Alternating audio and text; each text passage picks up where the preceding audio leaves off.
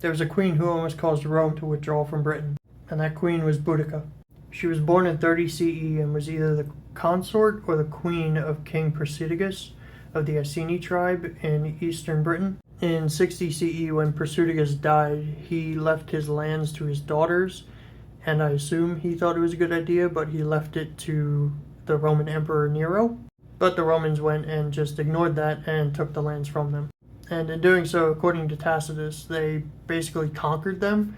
So they were pillaging their lands, ransacking their homes.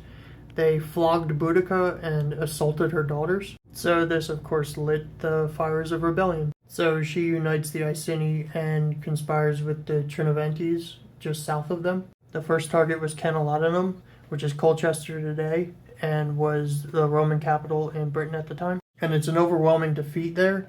Anyone they send to relieve them or back them up is completely destroyed because they just underestimate the size of the force and what they're dealing with. And they completely destroy the city and move on. The next target was Londinium, which is modern-day London. Once the news of what happened to Canelotinum reached Londinium, they decided that they didn't have enough defenses there to protect it. So they decided to basically sacrifice the city to them. So any wealthy people there or anyone who wanted to be a refugee left, but people stayed.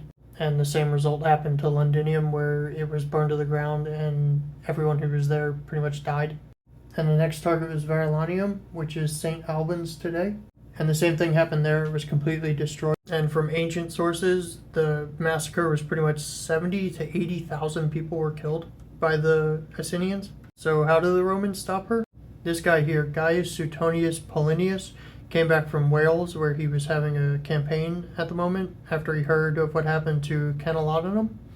They had a force of about 10,000 men strong, and they met somewhere on now today Watling Street. And at this location, Suetonius had a forest behind him, and he was in a narrow passage, so he couldn't be flanked on the sides or the rear.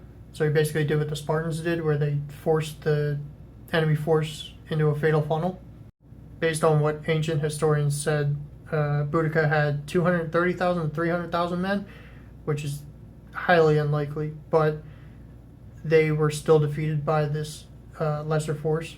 And what happened to Boudica? She either poisoned herself or she died of illness, and her burial is still unknown.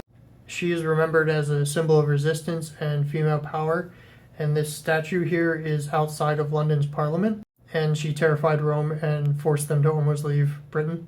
Thank you for watching.